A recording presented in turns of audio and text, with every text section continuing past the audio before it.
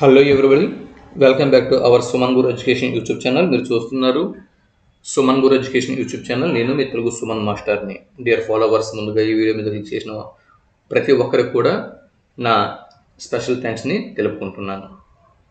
ఇకపోతే వివరాలకు వెళ్ళిపోదాం. మాస్టరు, మనం ఇప్పటివరకు 8వ తరగతి తెలుగు వాచకం నుంచి ర్యాపిడ్ రివిజన్ పేరు మీదుగా 150 బిట్లను పూర్తి చేసుకున్నాం. ఇప్పుడు 151వ బిట్ నుంచి మరికొన్ని బిట్స్ని ఈ వీడియోలో రివిజన్ చేద్దాం. ఎవరైనా ఇంతకు ముందు వీడియోలు చూడని వారు ఉంటే మాస్టారు, మీరు ఈ వీడియో కింద డిస్క్రిప్షన్లోకి వెళ్ళండి. డిస్క్రిప్షన్లో ప్రీవియస్ వీడియోస్ యొక్క లింక్స్ ప్రొవైడ్ చేశాను, వాటిని మీరు అందుకోవచ్చు. అంతేకాదు, మీరు 8వ తరగతి ర్యాపిడ్ రివిజన్ వీడియోస్ మీకు కావాలి అనుకుంటే, ఇప్పుడు ఏదో అంటే సెకండ్ వీడియో లేదా ఫస్ట్ వీడియో లేదా థర్డ్ వీడియో ఏదో ఒకటి చూసారు, మిగిలిన వీడియోలు మీకు కావాలనుకుంటే, నేను 8వ తరగతి ర్యాపిడ్ రివిజన్ ఈ 5 వీడియోల రూపంలో బిట్స్ మీ ముందు పెడుతున్నాను. ఈ 5 వీడియోలలో ఏ వీడియో మీద క్లిక్ చేసినా కూడా దాని క్రింద డిస్క్రిప్షన్లో మిగిలిన వీడియోల యొక్క లింక్స్ అనేవి ఉంటాయి. కాబట్టి ఆ విధంగా మీరు ఫాలో అయితే సరిపోతుంది.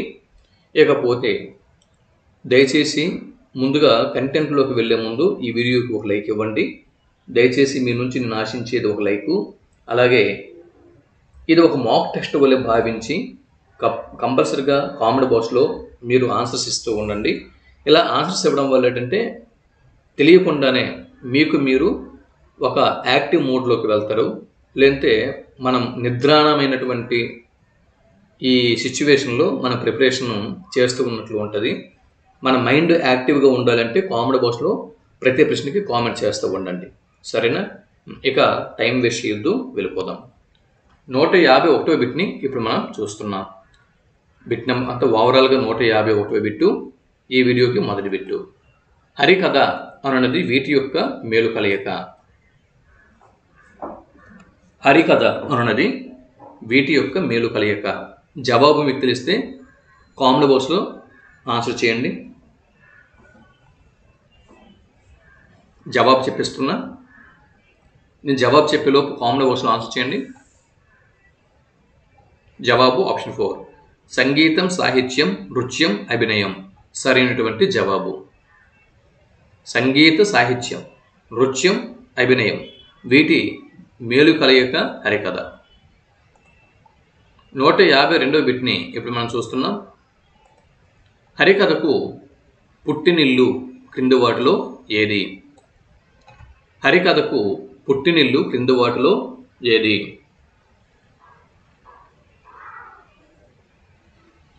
ఇదే బిట్టు మనకి ఎగ్జామ్లో వచ్చింది అనుకుందాం. మీరైతే జవాబు దేని గుర్తిస్తారు? కామెంట్ బాక్స్లో ఆన్సర్ చేయండి. స్పీడ్గా చేయండి కామెంట్ బాక్స్లో. జవాబు చెప్పిస్తున్నా. ఆప్షన్ 1 మహారాష్ట్ర సరైనటువంటి జవాబు. హరికథకు పుట్టినిల్లు మహారాష్ట్ర. ఇకపోతే 153వ బిట్ని చూస్తున్నాం. చూడండి, హరికథను ఏ రాష్ట్రాలు ఏ పేర్లతో పిలుస్తారు అన్న అంశం మీద మ్యాచ్ ద ఫాలోయింగ్ రూపంలో ఇచ్చాను. వీటిని జత చేయండి, స్పీడ్గా జత చేయండి. జత చేస్తే క్రింద ఉన్నటువంటి 4 ఆప్షన్లో ఒక ఆప్షన్ కరెక్ట్ అవుతుంది. అవసరమైతే వీడియో పది చేసి ట్రై చేయండి. జవాబు చెప్పేస్తున్నాను. మహారాష్ట్రలో హరికథను అభంగ్ అని పిలుస్తారు. కేరళలో కథా ప్రసంగం అంటారు. కన్నడలో కీర్తన కాలక్షేపం అని చెప్పి అంటారు. తమిళనాడులో హరికథా కాలక్షేపం అని చెప్పి అంటారు. కాబట్టి ఇక్కడ ఆప్షన్ 3 సరైనటువంటి జవాబు. ఎగ్జామ్కి వెళ్ళినంత వరకు వీటిని బాగా ప్రాక్టీస్ చేయండి.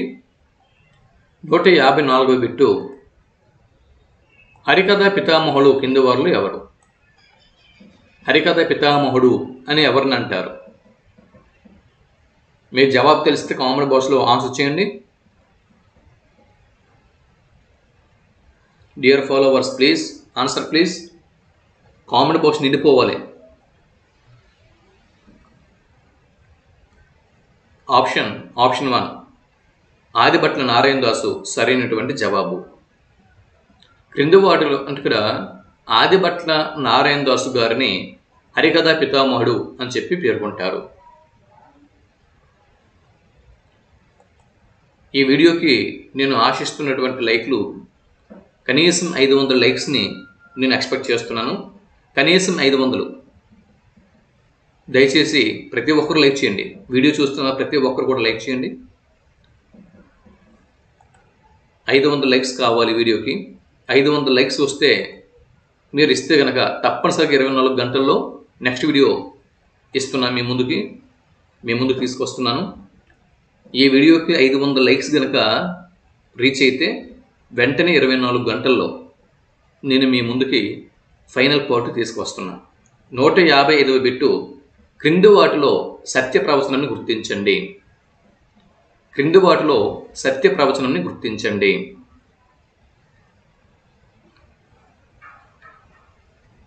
చూడండి, హరికథ గానం చేసేవారిని కథకుడు అని చెప్పి అంటారు. అలాగే భాగవతర్ అంటారు, హరిదాసు అంటారు, దాసు అంటారు. హరికథ గానం చేసేవారిని కథకుడు అని, భాగవతార్ అని, హరిదాసు అని, దాసు అని ఈ పేర్లతో పిలుస్తారు. కాబట్టి ఇక్కడ మొదటి ఆప్షన్ కరెక్ట్. హరికథ అనున్నది సమాహార కళారూపం. హరికథ అనున్నది సమాహార కళారూపం. ఇది కూడా కరెక్టే. కథకు మొదట అంటే కథకుడు, హరికథని చెప్పేవారిని కథకుడు అని చెప్పంటారు కదా. కథకుడు మొదట వేదికపై పద్మాసనంలో కూర్చుంటాడు. పద్మాసనంలో కూర్చుని ఇష్టదేవత గురుస్థుతులతో హరికథ గానం ప్రారంభిస్తాడు. కాబట్టి ఈ స్టేట్మెంట్ కూడా సరైనది. ఇక్కడ జవాబు ఆప్షన్ 4. పైవన్నీ సరైనవే. అయితే ఇక్కడ బిట్ ఎంత సింపుల్గా అడగడండి. ఎగ్జామినేషన్ హాల్లో ఎంత సింపుల్గా ఉండదు. సో ఇక్కడ ఈ 3 స్టేట్మెంట్లు ఏవైతే సరైన స్టేట్మెంట్లు నేను ఇచ్చానో వాటిని బాగా స్టడీ చేస్తూ ఎగ్జామినేషన్ హాల్కి వెళ్ళండి. హరికథ గానం చేసేవారిని కథకుడు అంటారు, భాగవతార్ అంటారు, హరిదాసు అంటారు, దాసు అంటారు. బాగా గుర్తుపెట్టుకోండి. ఇది ఒక సమాహార కళారూపం అన్న విషయం కూడా గుర్తుపెట్టుకోండి. కథకుడు వేదిక మీద మొదట పద్మాసనంలో కూర్చుని, ఏ ఆసనంలో కూర్చుంటాడు అనే విషయం కూడా గుర్తుపెట్టుకోవాలి.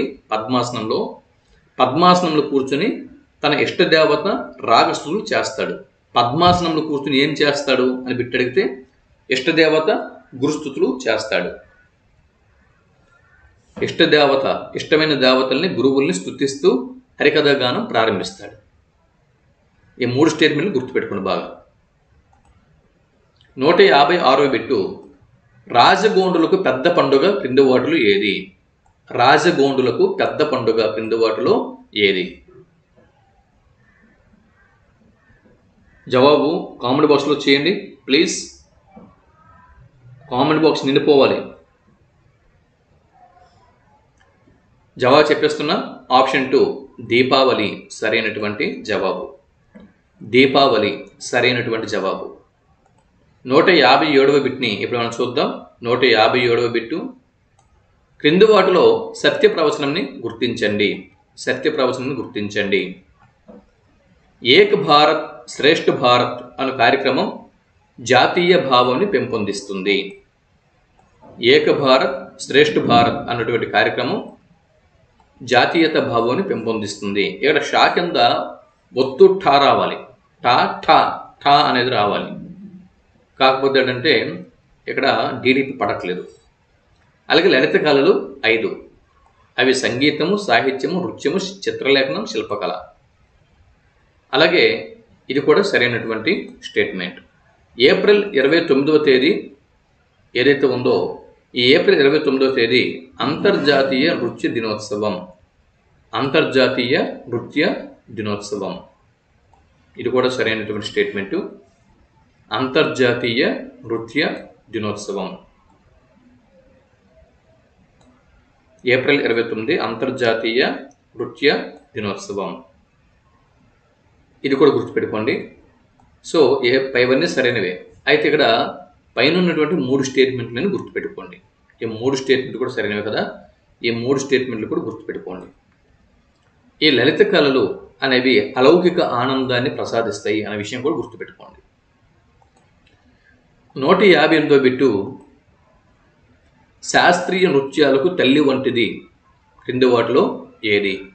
శాస్త్రీయ నృత్యాలకు తల్లి వంటిది అని దేనిని పేర్కొంటారు? నేను జవాబు చెప్పేలోపు కామెంట్ బాక్స్లో ఆన్సర్ చేయండి. ఈ వీడియోకి నేను ఆశిస్తున్నటువంటి లైక్స్ 500. దయచేసి 500 లైక్స్ ఇవ్వండి. అలాగే కామెంట్ బాక్స్లో యాక్టివ్గా ఉంటూ కామెంట్ చేయండి. మీరు చూడండి, సెకండ్ వీడియో నుంచి యాక్టివ్గా ఉంటూ చాలామంది కామెంట్స్ ఎక్కువగా పెడుతున్నారు. అందుకే నేను కూడా ఉత్సాహంతో స్పీడ్గా మీ ముందుకు వీడియోలు తీసుకువస్తున్నాను, ఎక్కడ గ్యాప్ ఇవ్వకుండా. జవాబు ఆప్షన్ 3 భరతనాట్యం సరైనటువంటి జవాబు. శాస్త్రీయ నృత్యాలకు తల్లి వంటిది ఏదండి? భరతనాట్యం. ఇకపోతే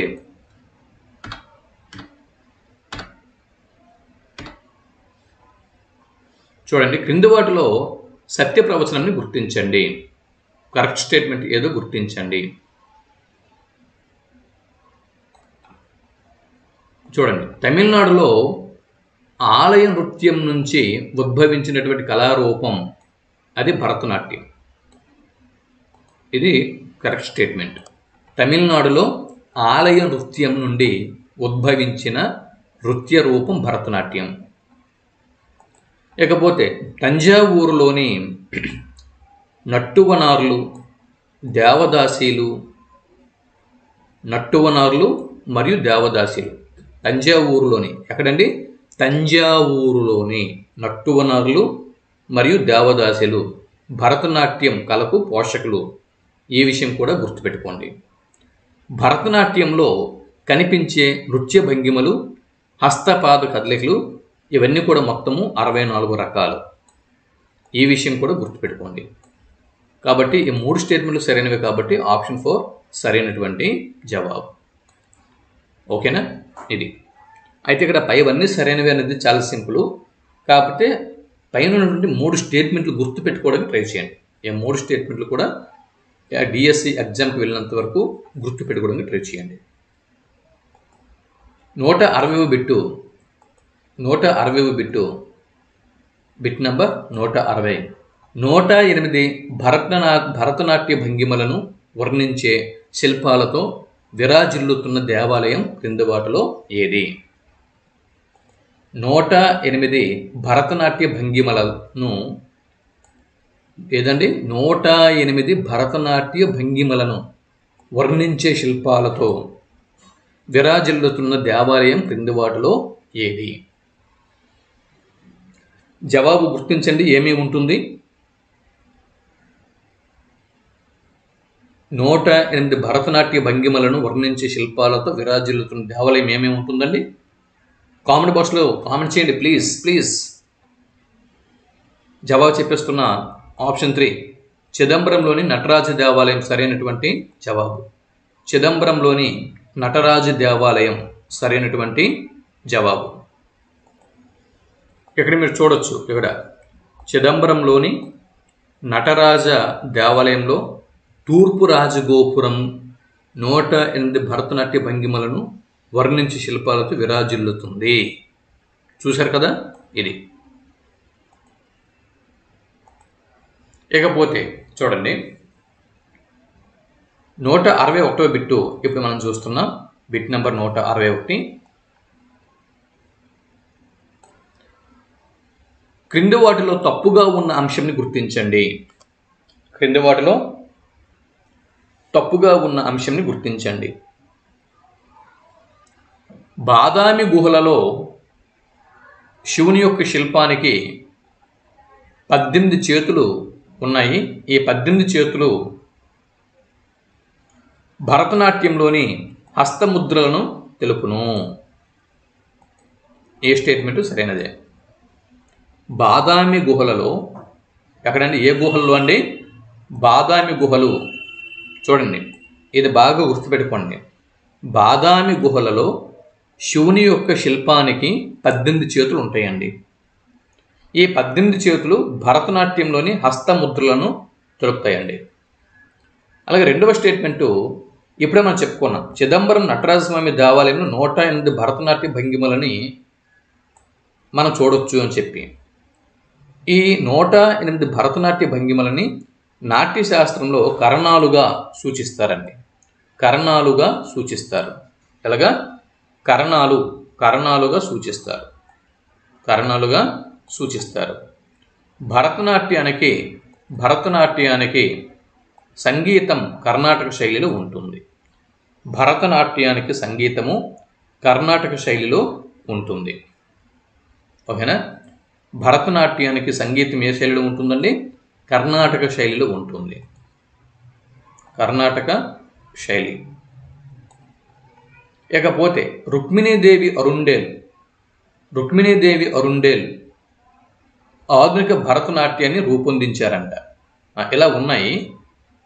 సో ఇక్కడ రాంగ్ స్టేట్మెంట్ ఒకటి ఉంది. అదేంటది?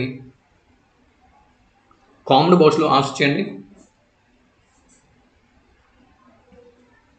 జవాబు ఆప్షన్ 4 రాంగ్ స్టేట్మెంట్ అండి. ఆప్షన్ 4 ఏదైతే ఉందో ఇది రాంగ్ స్టేట్మెంట్. బాదామి గుహల్లో శివుని శిల్పానికి 18 చేతులు ఉంటాయి. ఇది భరతనాట్యంలోని హస్తముద్రల్ని ఈ 18 చేతులు తెలుపుతాయి. ఇది కరెక్ట్ స్టేట్మెంట్. చిదంబరం నటరాజస్వామి దేవాలయంలో 108 భరతనాట్య భంగిమల్ని నాట్యశాస్త్రంలో కరణాలుగా సూచిస్తారు. ఇది కరెక్ట్ స్టేట్మెంటే. భరతనాట్యానికి సంగీతం కర్ణాటక శైలిలో ఉంటుంది. భరతనాట్యానికి సంగీతం కర్ణాటక శైలిలో ఉంటుంది. ఈ 3 స్టేట్మెంట్లు కూడా సరైనవే. మరి 4వ స్టేట్మెంటు ఎందుకు తప్పు? రుక్మిణీదేవి అరుండేల్ ఎవరు? ఆధునిక భరతనాట్యంని ఆవిడ రూపొందించలేదా? రూపొందించలేదు కాబట్టే రాంగ్ స్టేట్మెంట్ అని చెప్పి అంటున్నాం. మరి రుక్మిణీదేవి అరుండేల్ ఎవరు? ఆధునిక భరతనాట్యం ఈ ఆధునిక భరతనాట్యంని మరి ఎవరు రూపొందించారు? వాటిని మనం ఒకసారి పరిశీలన చేద్దాం. ఒకసారి చూడొచ్చు మీరు.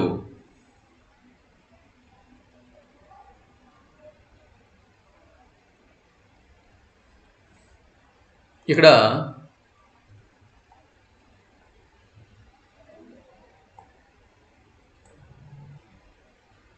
మీరు చూడండి.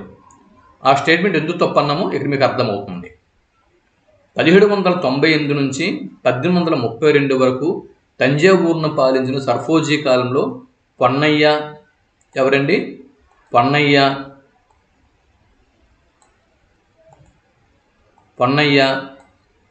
వడివేలు, శివానందం, చిన్నయ్య. పొన్నయ్య, చిన్నయ్య, వడివేలు, శివానందం. ఈ నలుగురు నట్టువనారులు ఎవరైతే ఉన్నారో ఈ నలుగురు నట్టువనారులు ఆధునిక భరతనాట్యాన్ని రూపొందించారు. వీరు ఆధునిక భరతనాట్యంని రూపొందించారు. ఎవరు రూపొందించారండి? పొన్నయ్య, చిన్నయ్య, వడివేలు, శివానందం. ఈ నలుగురు నట్టువనారులు ఆధునిక భరతనాట్యంని రూపొందించారు. కాబట్టి ఇక్కడ మనం ఏమన్నాము? రుక్మిణీదేవి అరుండేల్ ఆధునిక భరతనాట్యంని రూపొందించారు అని చెప్పాము. కాబట్టి తప్పు. ఇది రాంగ్ స్టేట్మెంట్. ఆధునిక భరతనాట్యంని పొన్నయ్య, చిన్నయ్య, వీరితో పాటు వడివేలు, శివానందం వీరు రూపొందించారు. మరి ఈవిడెవరు? రుక్మిణీదేవి అరుండేల్ ఎవరు? ఎవరు చూడండి. రుక్మిణీదేవి అరుండేల్ శాస్త్రీయ నృత్య పునరుద్ధరణకు కృషి చేశారు. ఈవిడ మీనాక్షి సుందర పిల్లై అతని శిష్యులు అదనమాట. ఇకపోతే నెక్స్ట్, క్రింది వాటిలో తప్పుగా ఉన్న అంశాన్ని గుర్తించండి. 162వ బిట్టు క్రింది వాటిలో రాంగ్ స్టేట్మెంట్ ఏదో గుర్తించండి. క్రింది వాటిలో రాంగ్ స్టేట్మెంట్ 1798 నుంచి 1783 ఈ కాలంని తంజావూరుని సర్ఫోజీ పాలించాడు. ఇది కరెక్ట్ స్టేట్మెంట్. ఈ కాలంలోనే, ఈ సర్ఫోజీ పాలన కాలంలోనే ఆధునిక భరతనాట్యం రూపొందింది. Correct statement. పొన్నయ్య వడివేలు, శివానందం, చిన్నయ్య అనే నలుగురు నటువనరులు ఆధునిక భరతనాట్యంని రూపొందించారు. ఇది కూడా కరెక్ట్ స్టేట్మెంట్, ఇప్పుడే మనం చూసాం. ఓకే, ఇది కూడా కరెక్ట్ స్టేట్మెంటే. మరి రాంగ్ స్టేట్మెంట్ ఏది? ఇక 3 కరెక్ట్ స్టేట్మెంట్ లేనప్పుడు రాంగ్ స్టేట్మెంట్ ఇదే అవుతుంది. ఎందుకు? ఎస్తేరు శర్మన్ గారు తన పేరుని రాగిణీదేవిగా మార్చుకొని భరతనాట్యంని అంతర్జాతీయంగా విస్తరింప చేయడానికి కృషి చేస్తున్నారు. ఇది కరెక్ట్ స్టేట్మెంటే. ఇక్కడ వరకు కరెక్ట్ స్టేట్మెంట్, ఇక్కడ వరకు కరెక్ట్ స్టేట్మెంట్. ఇక్కడ రాంగ్ స్టేట్మెంట్ ఉంది. ఏంటి రాంగ్ స్టేట్మెంటు? ఆవిడ అమెరికన్ మహిళ, రష్యన్ మహిళ కాదండి, అమెరికన్ మహిళ, కాబట్టి తప్పు. కాబట్టి ఇది చిన్న తప్పు ఉంది కాబట్టి 4th స్టేట్మెంట్ మొత్తం తప్పు. అది ఎస్తేరు శర్మన్ గారు తన పేరును రాగిణీదేవిగా మార్చుకొని భరతనాట్యం ఏదైతే ఉందో ఈ భరతనాట్యాన్ని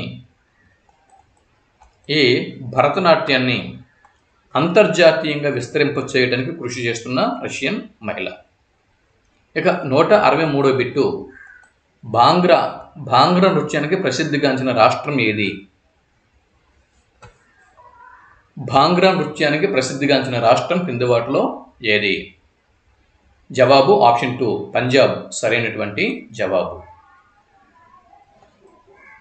ఇక 164 బిట్టు, ఇతిహాస కథలను చెప్పే నృత్యమే క్రింది వాటిలో ఇతిహాస కథలను చెప్పే నృత్యమే కథాకళి, మణిపూరి, బిహు, భాంగ్రా. సరైన ఆప్షన్ గుర్తించండి. ఇతిహాస కథలను చెప్పే నృత్యమే క్రింది వాటిలో ఏదంటే ఆప్షన్ 1 కథాకళి సరైనటువంటి జవాబు. ఇకపోతే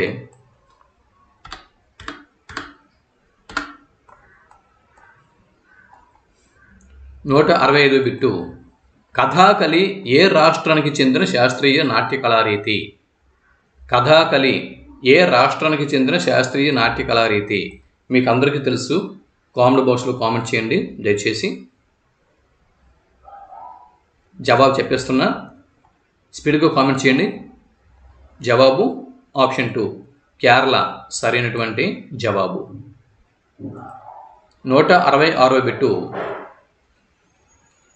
కథాకళి ఈ భాషా కావ్యాలలో దాగి ఉన్న రహస్యాన్ని వెలికితీసింది. కథాకళి ఈ భాషా కావ్యాలలో దాగి ఉన్న రహస్యాన్ని వెలికితీసింది. ఆప్షన్ 1 సంస్కృతం, ఆప్షన్ 2 మలయాళం, ఆప్షన్ 3 కన్నడం, ఆప్షన్ 4 కొంకణి. సరైన ఆప్షన్ గుర్తించండి. నేను కామెంట్ బాక్స్లో ఆన్సర్ ఇచ్చేలోపు దయచేసి ఆన్సర్ గుర్తించండి.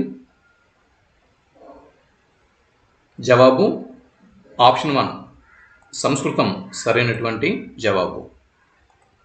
167వ బిట్టు, ఈ కళాకారులు ఎవరు కళా ప్రదర్శనలో నోరు తెరిచి మాట్లాడరు? ఈ కళాకారులు ఎవరూ కూడా కళా ప్రదర్శనలో నోరు తెరిచి మాట్లాడరు. అంత హావభావాలతోనే ముఖ అభినయంతోనే వాళ్ళు ప్రదర్శన ఇస్తారు, ప్రదర్శన మొత్తం. జవాబు ఏమేముంటుంది? కామెంట్ బాక్స్లో కామెంట్ చేయండి ప్లీజ్. జవాబు ఆప్షన్ 2 కథాకళి సరైనటువంటి జవాబు. 168వ బిట్టు, నంబూద్రి కుటుంబానికి చెందిన వలప్పమన్న ఈ కళకు ఆదరణ పెంచారు. నంబూద్రి కుటుంబానికి చెందిన వలప్పమన్న ఈ కళకు ఆదరణ పెంచారు.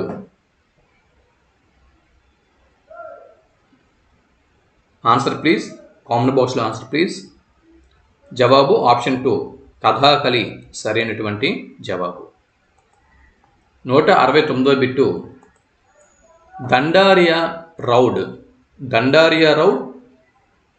శిశిశర్మ రౌడ్ అనే కథానాయకులను అనుసరిస్తూ చేసిన నృత్యం క్రింది వాటిలో ఏది? దండారియా రౌడ్, శిశిశర్మ రౌడ్ అనే కథానాయకుల్ని అనుసరిస్తూ చేసే నృత్యం క్రింది వాటిలో ఏది? జవాబు ఆప్షన్ 1 గుస్సాడి నృత్యం. గుస్సాడి నృత్యం సరైనటువంటి జవాబు. 170వ బిట్టు. గుస్సాడి నర్తకుడికి కావలసిన ముఖ్యమైన సామాగ్రి ఏది? Comment please. కామెంట్ బాక్స్లో ఆన్సర్ చేయండి. గుస్సాడి నర్తకుడికి కావలసిన ముఖ్యమైన సామాగ్రి క్రింది వాటిలో ఏది? జవాబు ఆప్షన్ 1 నెమలి పింఛం, తలపాగా సరైనటువంటి జవాబు. 171వ బిట్టు. గోండు భాషలో గుస్సాడి అనగా అర్థం ఏమిటి? గోండు భాషలో గుస్సాడి అనగా అర్థం ఏమిటి? కామెంట్ బాక్స్లో ఆన్సర్ చేయండి. జవాబు ఆప్షన్ 2 అల్లరి సరైనటువంటి జవాబు. 172వ బిట్టు. గుస్సాడి నృత్యంలో ఒక భాగమైన నృత్యం క్రింది వాటిలో ఏది? గుస్సాడి నృత్యంలో ఒక భాగమైన నృత్యం క్రింది వాటిలో ఏది?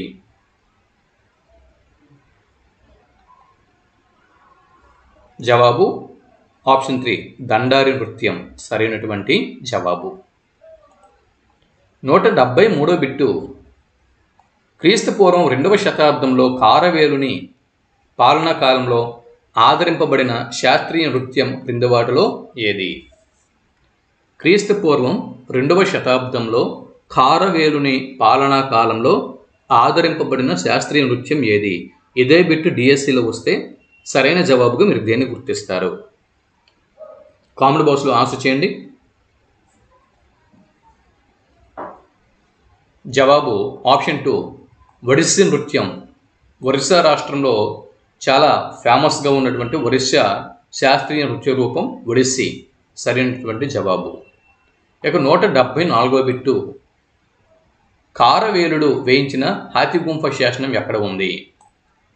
కారవేలుడు అంటే ఎందు గురించి అంటే క్రీస్తుపూర్వం 2వ శతాబ్దంలో కారవేలుని పాలన కాలంలో ఒడిస్సీ నృత్యం ఆదరింపబడింది అని హాతిగుంఫ శాసనం పేర్కొంటుంది. హాతిగుంఫ శాసనం వేయించిన వాడు కారవేలుడు. ఇంతకీ ఆ శాసనం ఎక్కడ ఉంది? Answer please. కామెంట్ బాక్స్లో ఆన్సర్ చేయండి. జవాబు ఆప్షన్ 2 ఉదయగిరి కొండల్లో సరైనటువంటి జవాబు. 175వ బిట్టు. దేవదాసి అనే పదానికి పర్యాయ పదంగా వాడబడుతున్న పదం క్రింది వాటిలో ఏది? దేవదాసి అన్న పదానికి పర్యాయ పదంగా వాడబడుతున్న పదం క్రింది వాటిలో ఏది? Answer please. ఇదే బిట్టు ఎగ్జామ్లో వచ్చింది అనుకుందాం డిఎస్సిలో. సరైన జవాబుగా మీరు దేన్ని గుర్తిస్తారు? జవాబు ఆప్షన్ 3 మహారి సరైనటువంటి జవాబు. దేవదాసి అన్న పదానికి పర్యాయ పదంగా వాడబడుతున్న పదం మహరి. 176వ బిట్టు. ఇప్పుడు మనం చూస్తున్నాం 176వ బిట్టు. ఏ ఆలయంలోని వివిధ రకాల ఆరాధనల్లో మహరి నృత్యాలు ఉన్నాయి? ఈ ఆలయంలోని వివిధ రకాల ఆరాధనల్లో మహరి నృత్యాలు ఉన్నాయి.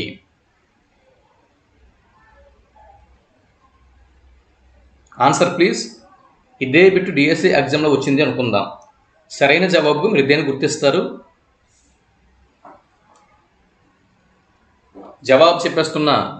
ఆప్షన్ 1 పూరి జగన్నాథ్ ఆలయం. పూరి జగన్నాథ్ ఆలయంలోని వివిధ రకాల ఆరాధనల్లో మహరి నృత్యాలు ఉన్నాయి. 177వ బిట్టు. ఆతిథ్యం అన్న పాఠం మహాభారతంలోని ఈ పర్వం నుంచి స్వీకరింపబడింది. ఏ పర్వము? Answer please. ఇదే బిట్టు డిఎస్సిలో వస్తే సరైన జవాబుకు మనం దేన్ని గుర్తిస్తాం? డియర్ ఫ్రెండ్స్ ఆన్సర్ చేయండి. కామెంట్ బాక్స్లో ఆన్సర్ చేయండి ప్లీజ్. మీరు ఎంత యాక్టివ్గా ఉంటే నేను అంత స్పీడ్గా మీకు కంటెంట్ అప్లోడ్ చేస్తూ ఉంటాను. జవాబు ఆప్షన్ 3 శాంతి పర్వం సరైనటువంటి జవాబు. 178వ బిట్టు. Bit number 178. ఆతిథ్యం పాఠంలోని కథను పూర్వం శుక్రాచార్యుడు ఎవరికి చెప్పాడు? Answer please. కామెంట్ బాక్స్లో ఆన్సర్ చేయండి. జవాబు ఆప్షన్ 3 ముచుకుందుడు అన్న రాజుకి. ముచుకుందునకు శుక్రాచార్యుడు ఈ పాఠంలోని కథని, ఆతిథ్యం అన్న పాఠంలోని కథని పూర్వం చెప్పాడు.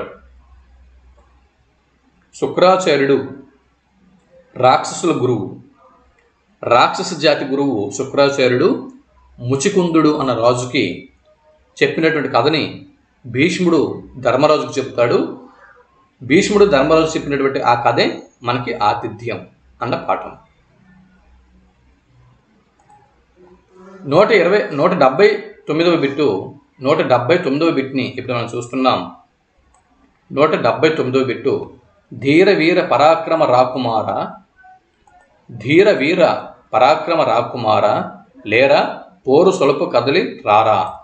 ఈ వాక్యంలోని అలంకారం ఏది?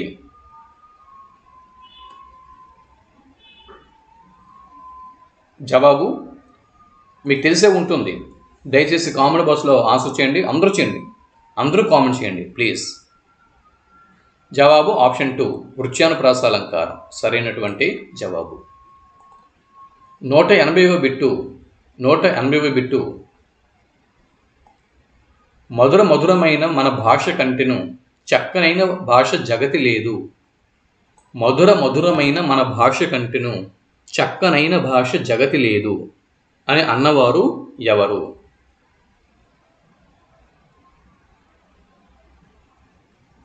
జవాబు కామెంట్ బాక్స్లో ఆన్సర్ చేయండి.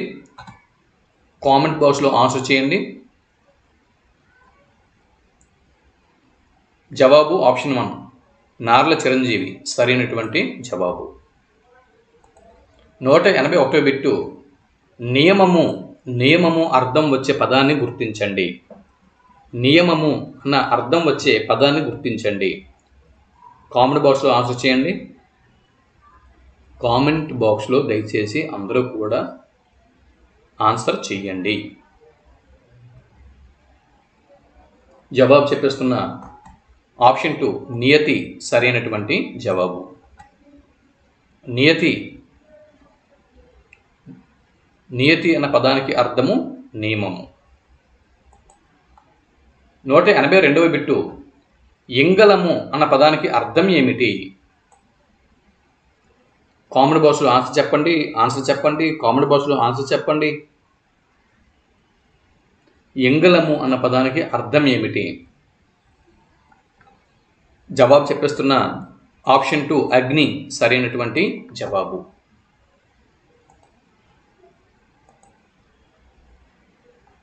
183వ బిట్ని చూస్తున్నాం.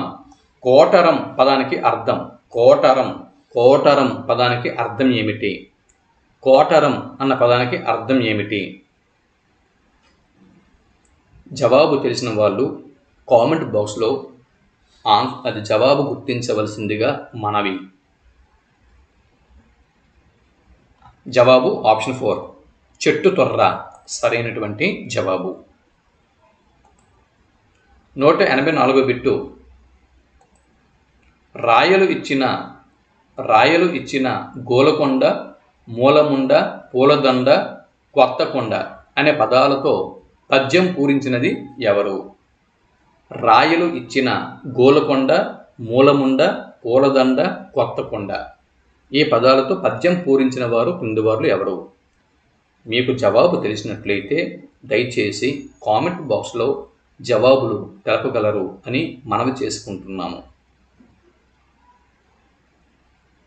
జవాబు ఆప్షన్ 2 రెండవ ఆప్షను, రెండవ ఐచ్ఛికం అయ్యలరాజు రామభద్రుడు సరైనటువంటి జవాబు.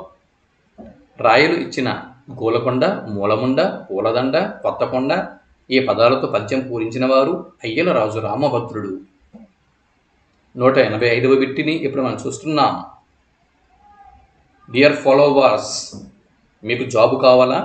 అయితే మరి బోర్గా ఫీల్ అవ్వండి. సహనంతో ఉండండి. ప్రతిది కూడా బిట్టు కూడా అందుకోండి. ప్రతి ఒక్క బిట్టు ముఖ్యమైనదే. ప్రతి ఒక్క బిట్టు ముఖ్యమైనదే. ఇక్కడ గనక మీరు లేజీగా ఇది చూస్తూ ఉన్నట్టుగైతే ఈ వీడియో నుంచి గనక ఒకటో రెండో బిట్లు వచ్చాయంటే గనక అవి మనము మిస్ చేసుకున్నామంటే గనక మనం ర్యాంకులు ఎక్కడికో పడిపోతాం గనక తర్వాత మరి జాబ్ పరిస్థితి ఆలోచించుకోవాలి.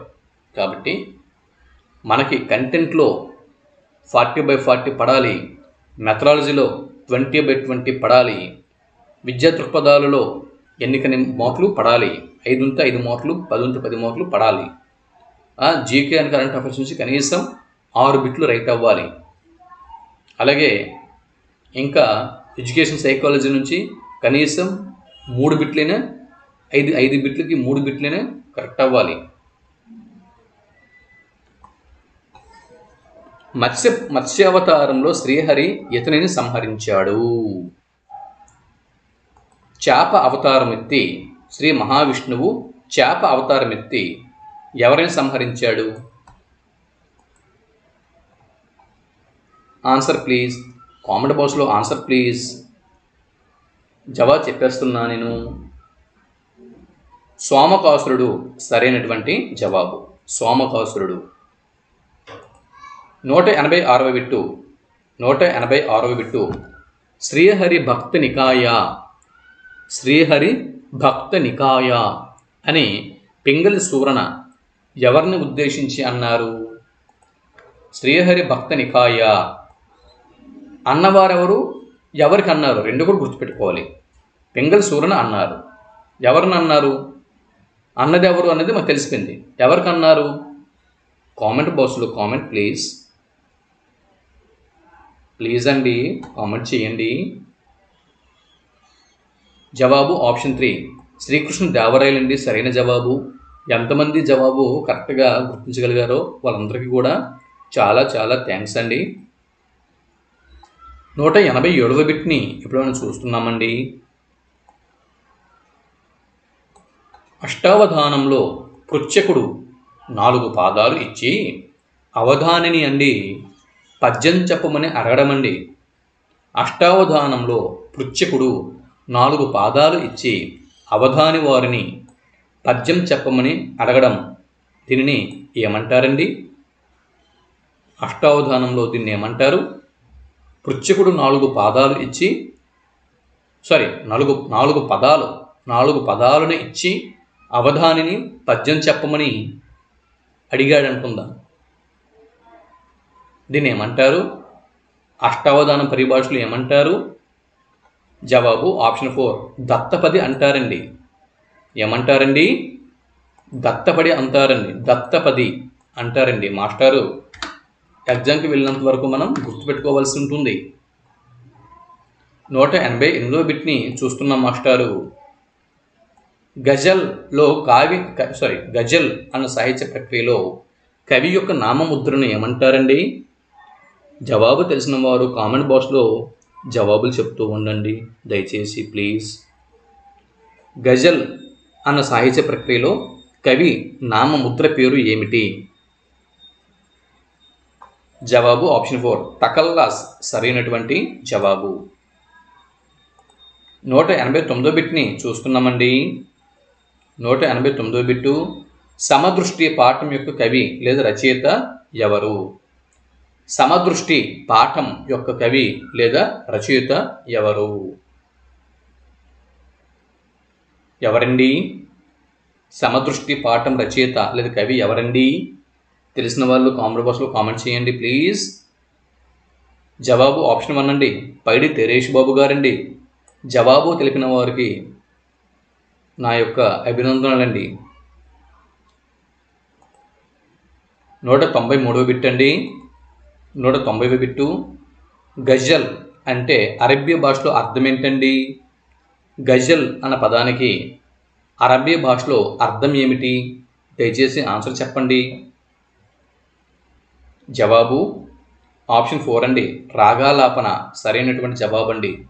వీడియో మొదటి నుంచి చివరి వరకు ఎవరైతే సహనంతో చూశారో వారందరికీ కూడా స్పెషల్ థ్యాంక్స్ అండి. సహనం అనేది చాలా ముఖ్యమండి.